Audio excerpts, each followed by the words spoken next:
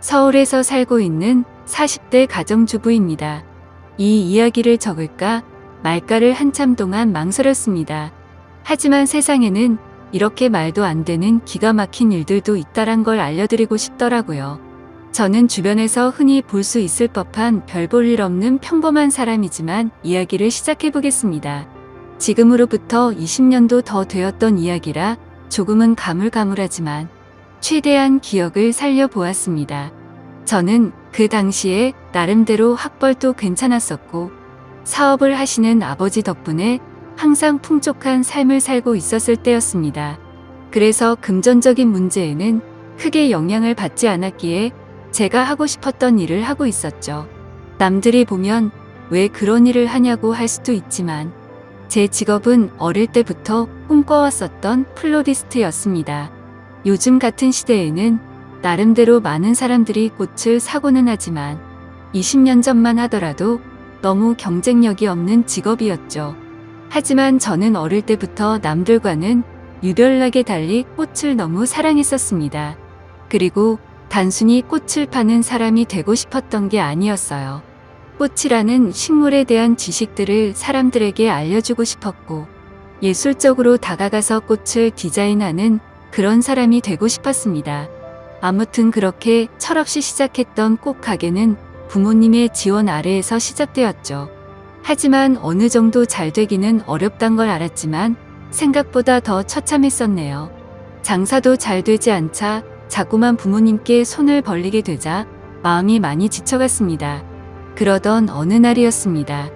왠지 꽃집에는 어울리지 않을 법한 건장한 남자분께서 들어오셨죠. 저는 반가운 마음에 환하게 웃으면서 어떤 꽃을 찾으세요? 라고 물어봤습니다. 그러자 그 남자분은 쭉 뼈떼시더니 손가락으로 빨강색 튤립을 가리키더라고요. 빨강색 튤립의 꽃말은 영원한 사랑을 고백하는 뜻이 담겨져 있었기에 요즘 같은 세상에 이렇게 로맨틱한 남자가 다 있구나 싶었었죠. 그렇게 그 남자분을 보내면서 예쁜 사랑하시길 바랄게요 라고 말했습니다. 그 남자분은 엄청 당황해하며 인사를 하고는 재빨리 나가버렸었죠. 그런데 다음 날에도 그 손님은 어김없이 찾아오더군요. 그리고 그 다음 날도 또 그 다음 날도 찾아왔습니다. 하루도 빠짐없이 매일같이 찾아와서 솔직히 뭔가 이상하다 싶었고 별의 별 생각이 다 들더군요. 하지만 내성적인 성격이라 말을 걸면 불편해하는 듯해서 괜히 참견하는 건 주제 넘는다 생각했었고 항상 자주 찾아와 주셔서 고마울 따름이었죠. 그렇게 그 남자분이 오신 지도 열흘 정도가 다 되어가던 날 사고가 터지고 말았습니다. 여자 혼자서 영업하던 가게라서 항상 위험에 노출되어 있었지만 그때는 철이 없어서인지 겁도 없이 그런 걱정은 딱히 하지 않았죠. 처음 보는 남자가 들어오더니 갑자기 돌변하더니 당장 돈을 다 꺼내라고 협박을 한 거였죠. 살면서 처음 마주하는 강도였습니다. 저는 순간적으로 너무 무서워서 펑펑 울어버리면서 강도가 시키는 대로 돈을 다 꺼내서 전해줬습니다. 그렇게 뒤돌아서서 나가는가 싶었는데 갑자기 문 쪽으로 다가가더니 문을 잠궈버리더군요. 순간적으로 나 정말 큰일 났다 싶었고 제발 살려주세요 라고 소리를 질러댔습니다. 하지만 강도놈은 비열하게 웃으면서 제게 다가오고 있었고 저는 벌벌 떨고 있었습니다. 그런데 그때 때마침 유리창이 와장창 깨지는 소리가 들렸습니다. 저는 무슨 일인가 궁금했지만 무서운 나머지 차마 고개를 들 수가 없었습니다. 소리를 들어보면 누군가가 유리창을 깨고 들어와서 강도와 몸싸움을 벌여가면서 욕을 해대더라고요. 그렇게 몇 분이 흘렀던 것 같습니다. 펑펑 울고 있는데 주변의 소리가 조용해지더니 저에게 놀라서 덜덜 떨리는 목소리로 물었습니다. 괜찮아요? 어디 다친 곳 없어요? 저는 익숙한 그 목소리에 천천히 고개를 들었습니다. 얼굴을 보는데 저희 가게에 자주 오던 바로 그 남자분이었죠. 하지만 고마운 것도 고마운 거지만 상태가 심각해 보였습니다. 얼굴은 퉁퉁 부어서 엉망진창이었고 옷에 피가 계속해서 나오고 있더라고요. 저는 깜짝 놀래서 곧장 구급차를 불렀고 응급수술을 해서 큰 위기는 모면하게 되었습니다. 수술이 끝나고 한참이 지난 뒤에 그 남자분은 눈을 떴습니다. 그러면서 하는 첫마디가 황당했었죠. 응급수술까지 할 정도로 크게 다친 사람이 저를 보자마자 어디 다친 데 없냐고 하더군요. 그 말에 저는 누가 누굴 걱정해야 하는지 모르겠다며 저도 모르게 또 눈물이 났죠. 그러자 남자분은 제 어깨를 토닥여주면서 울지 말라고 하더라고요. 그런 모습을 보고 온기를 느끼자 전에는 못 느꼈던 감정들이 생겨났고 심장이 정신없이 뛰기 시작했습니다. 하지만 이 남자분은 여자친구가 있는 사람인데 이건 아니다 싶었고 저는 얼른 몸을 떼어내면서 말했습니다. 아무리 그래도 그렇지 여자친구도 있는 분이 이러시면 어떡하냐고 했죠. 그러자 남자분은 황당하다는 듯이 제가 여자친구가 있다고요? 라고 되묻더군요. 여자친구가 있어서 항상 그렇게 꽃을 사가셨던 거 아니에요? 물었습니다. 남자분은 아픈 소리를 흐느끼며 웃더라고요. 혹시 주변에서 눈치 없다는 소리 안 하시나 봐요? 라고 하더라고요. 알고 보니 그 남자분은 우연히 저희 꽃집 앞으로 지나가게 되었고 저를 처음 보는 순간 사랑에 빠졌다더군요. 그래서 눈앞에 아른거려서 며칠을 지켜보다가 용기를 내서 가게로 들어왔던 거죠. 그럼 저에게 고백하려고 튤립도 샀던 거냐고 물었습니다. 그러자 남자분은 꽃은 살면서 처음 사봤고 꽃에 꽃말이란 게 있다는 것도 처음 알게 된 거라고 하더라고요. 그러면서 마침 골랐던 꽃이 사랑의 고백이라니 너무 신기했다고 하더군요. 그렇게 저와 그 남자분은 자연스럽게 서로의 마음을 알게 되었고 저희는 평생 동안 기다려오던 상대를 만난 듯이 나날이 사랑이 깊어졌습니다.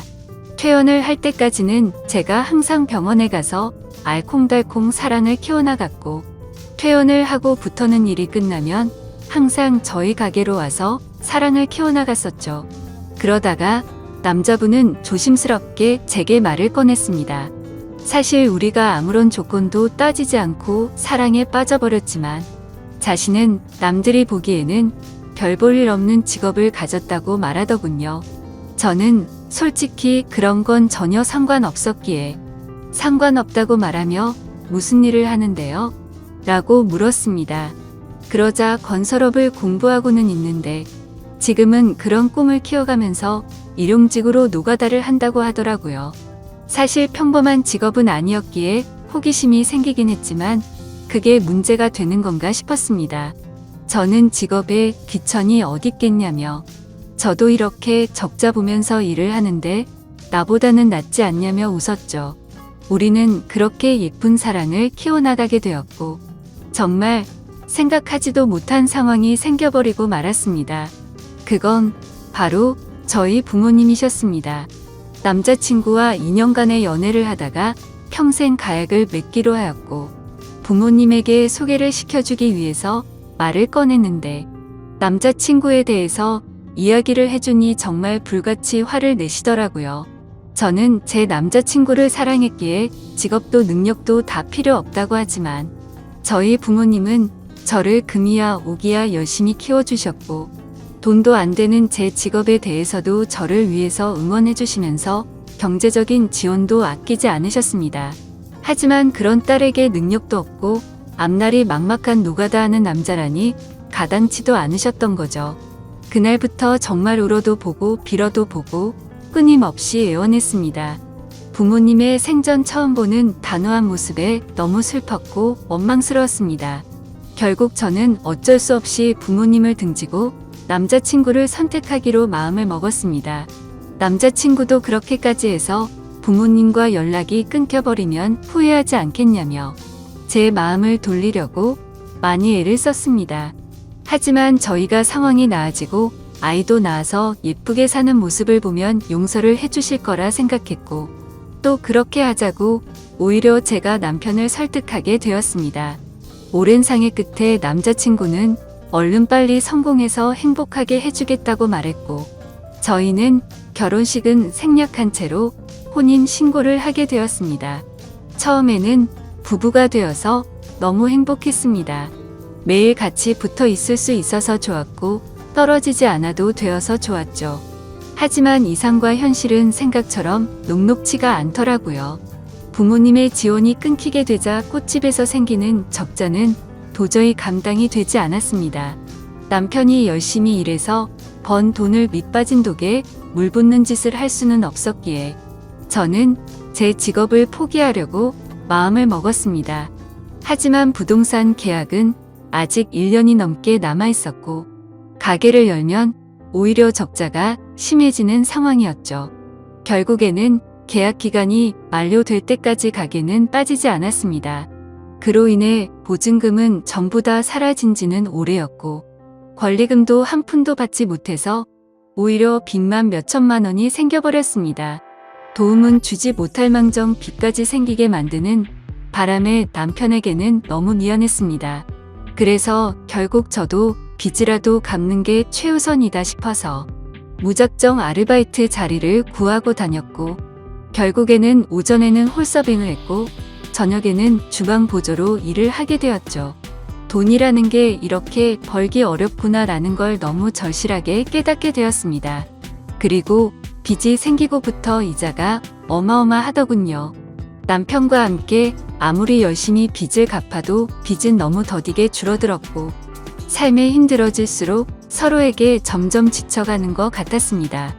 연애 시절에는 한 번도 다툼이 없었는데 날이 갈수록 서로에게 짜증이 늘어가더군요.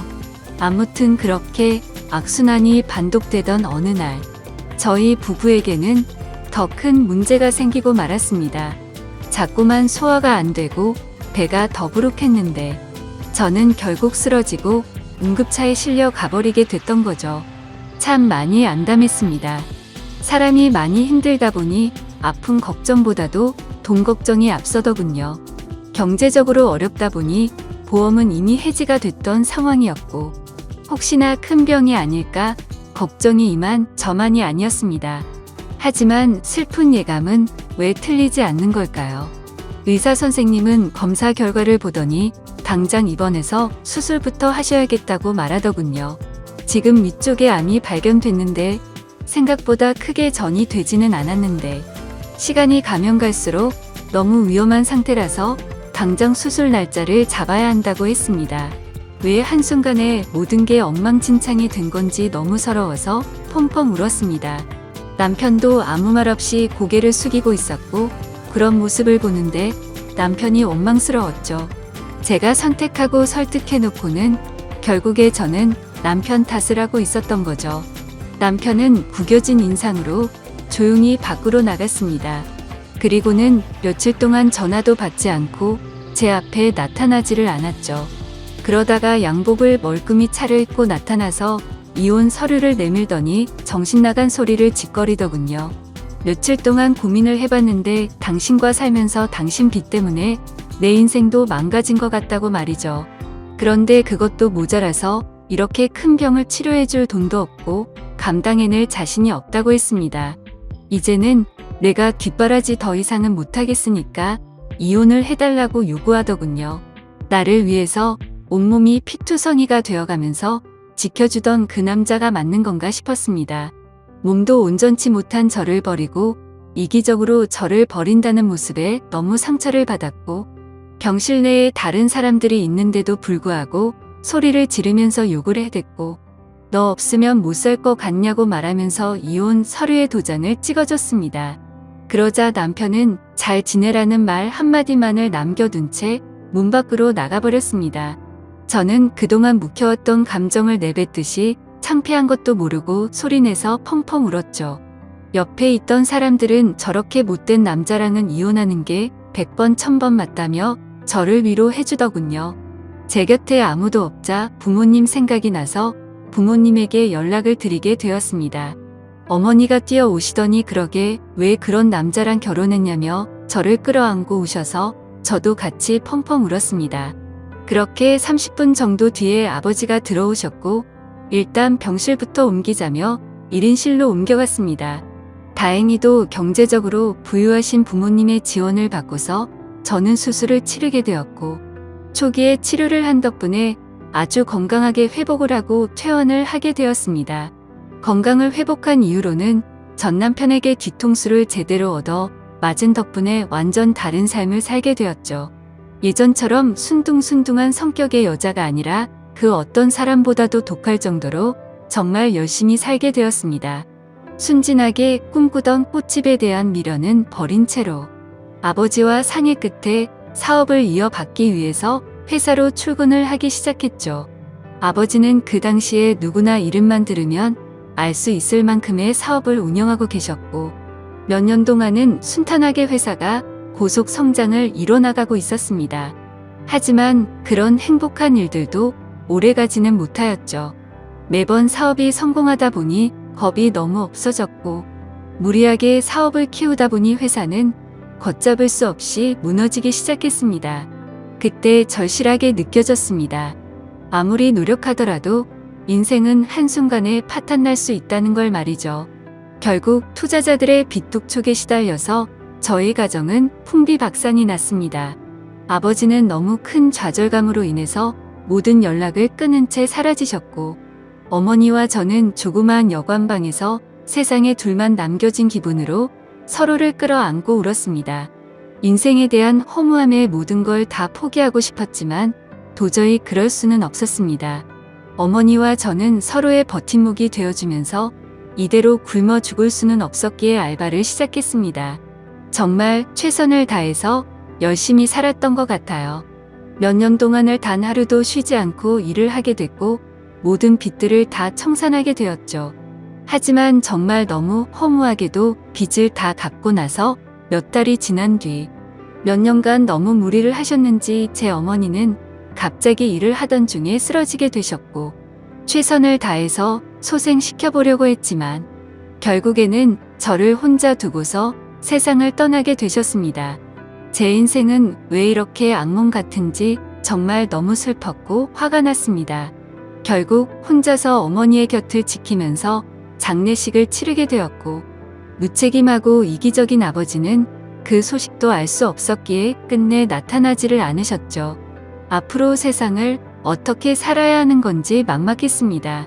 너무 좌절스럽고 힘들었지만 통장에는 1억이라는 돈이 있었습니다. 제 어머니의 생명보험금이 나왔던 거였죠.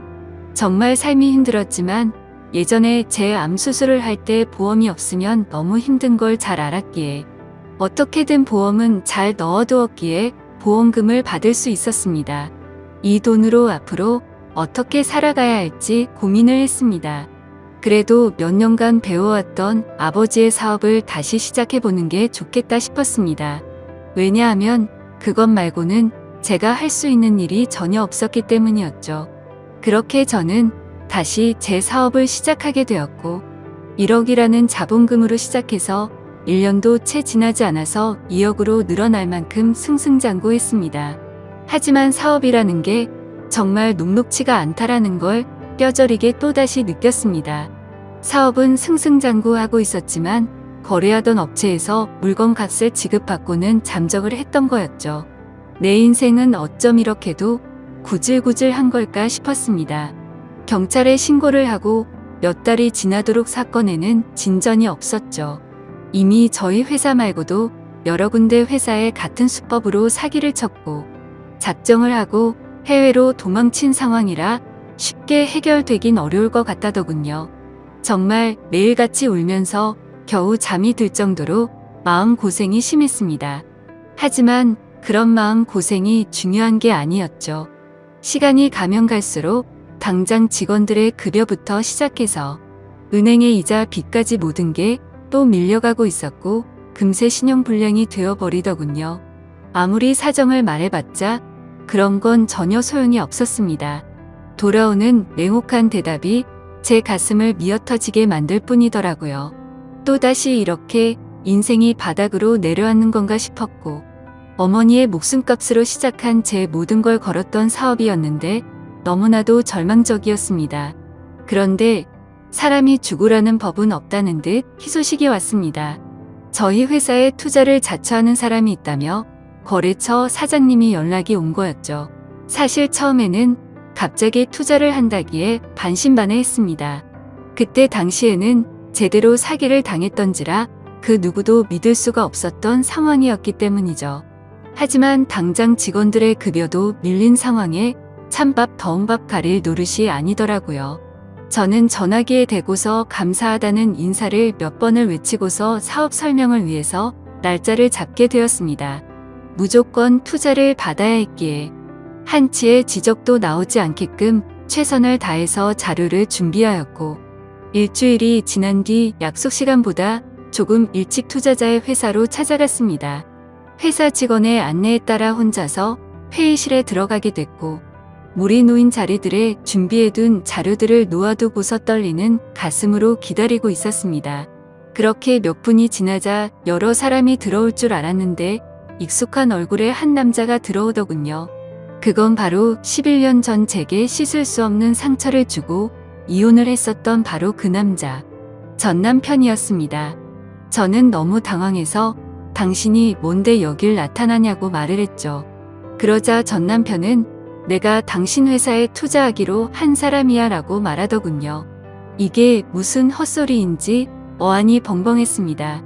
알고 보니 전 남편은 몇 년 전부터 이 회사를 시작하게 됐고 돈을 엄청나게 많이 벌고 있는 건설업계의 대표가 되어 있었습니다. 마음 같아서는 그냥 욕을 해버리고 뛰쳐나가고 싶었어요. 하지만 저로 인해 생활이 제대로 돌아가지 않는 직원들의 월급도 지급해야 했고 제 모든 걸 쏟아부은 회사를 포기할 수는 없었기에 눈물을 머금고 참았습니다.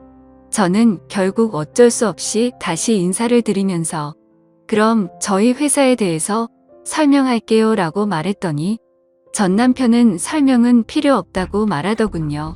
그저 단순히 자신과 하룻밤만 같이 있어주면 곧바로 투자는 진행될 거라고 말하더군요. 그 말을 듣는데 기분이 너무 불쾌했고 자존심이 상했습니다. 하지만 최대한 내색하지 않고 말을 이어갔습니다. 당신 인간 같지 않은 건 잘 알았지만 몇 년 사이에 돈 좀 벌었다고 진짜 인간이길 포기한 거냐고 말했습니다. 전 남편은 관심 없으면 투자는 없던 걸로 하겠다면서 자리에서 일어나더니 생각할 시간이 필요한 거면 그렇게 하라며 명함을 주고는 나가버렸죠. 그날 집에 돌아가서 못된 전 남편의 행동에 너무 분했고 예전에 저를 버리고